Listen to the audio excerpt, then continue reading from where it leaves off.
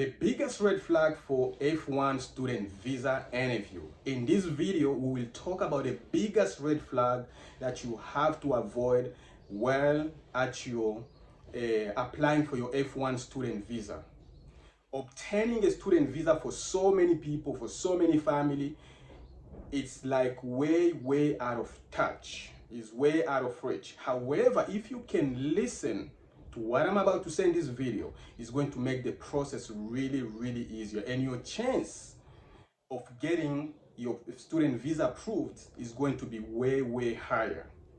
Hi, for those who don't know me, my name is Luke. I'm an immigration attorney and I've been practicing immigration for over 15 years. And I'm coming here to give you my experience and basically share with you what you can do in this very video to get your student visa.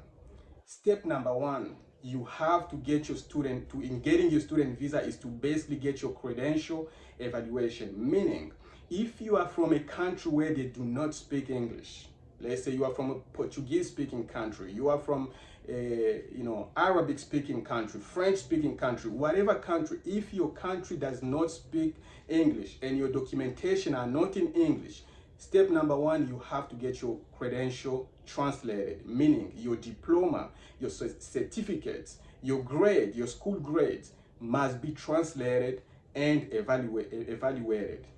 So important in this step is really to get this your evaluation. I remember back in the day, 1998 going 1999, I actually did my evaluation and my translation because my credentials were actually in English, were actually in French, I'm sorry. And I have to translate my credential and evaluate them. And I remember there was these amazing evaluation services in New York City, precisely on Broad Street, downtown. And they have an amazing, it's Broadway, I'm sorry. They had an amazing translation services called Globe Translation and Evaluation Services.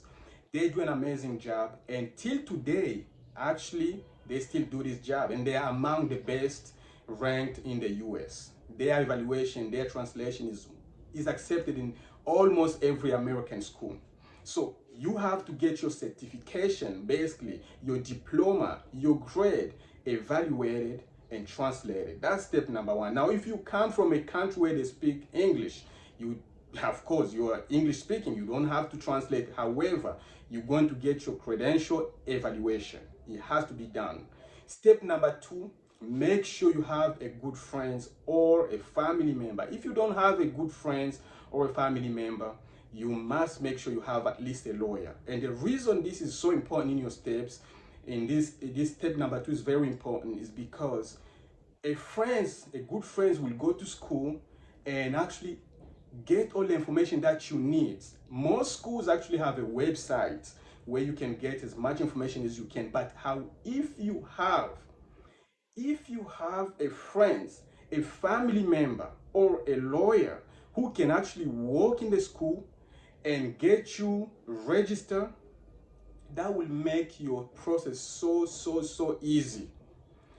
Bigger school, like a huge school, I went to New York University, and most bigger school, they actually have international department for international students. So they can help you with a lot of things, and normally you don't need anyone to go. But if you're looking into saving money, you're trying to go in community college, most of them, they don't have international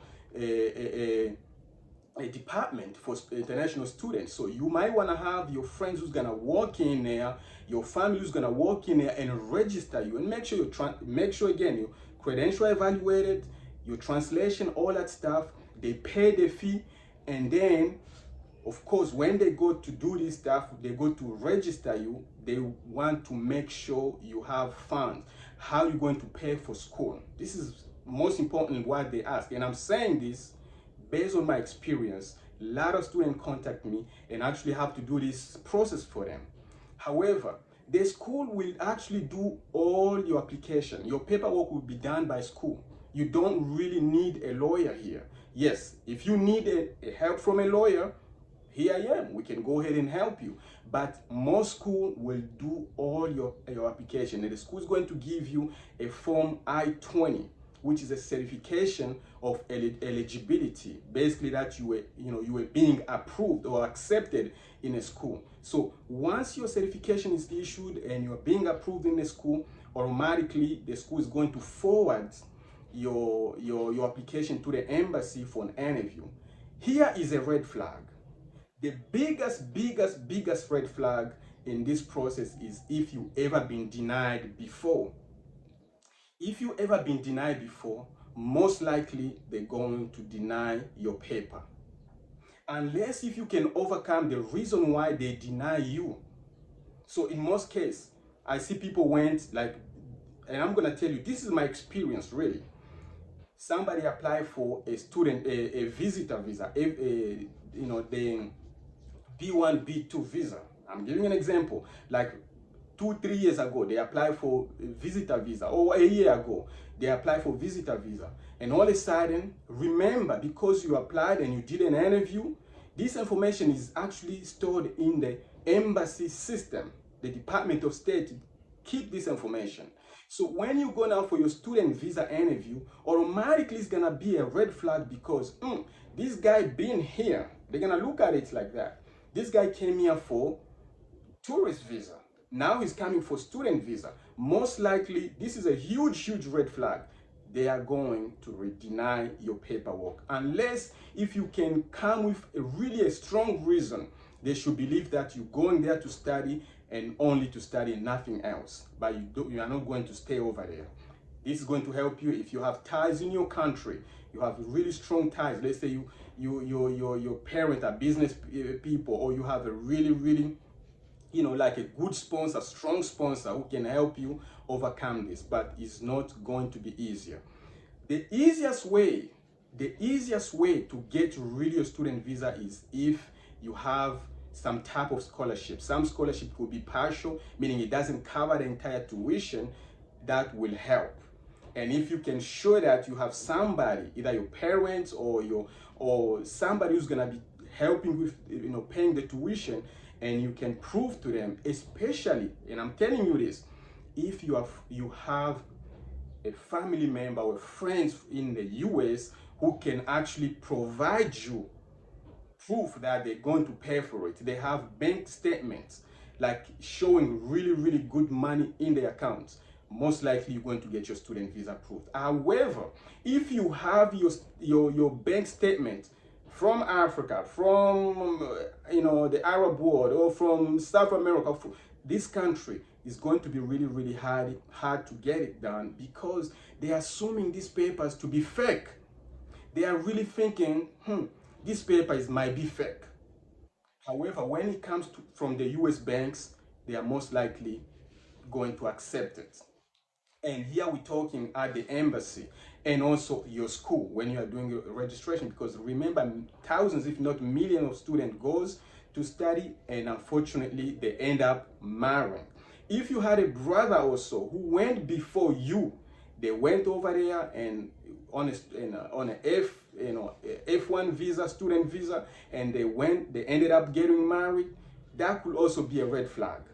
If you ever apply for lottery visa, if you applied for lottery visa and you actually were selected, you were approved, and you went for an interview, remember your information is in the system. Your information is gonna be in the system, and this could be a really red flag for you, because they're saying clearly he did the lottery visa, he came for an interview, and all of a sudden he's coming again. So it's really looking like you won't come back. So this is very important. Now I've seen people saying, okay, I'm gonna go to a different embassy. Going to a different embassy is not going to help you, or to a different country. I've seen people coming from Saudi Arabia, they go to Qatar. From Qatar, they go to Dubai. It's not gonna help because the information is in the system. If they deny you in Mumbai and you say you're going to apply for Johannesburg embassy or to Dubai embassy, your information is in the system. You just one click, boom, everything is gonna come up, and they're gonna see that you have applied and you were denied. So guys, here I would like to say so much things I would like to say about a student visa. I hope what I'm saying here can help some of you. I would like to say to like, share, follow, subscribe. Till next time.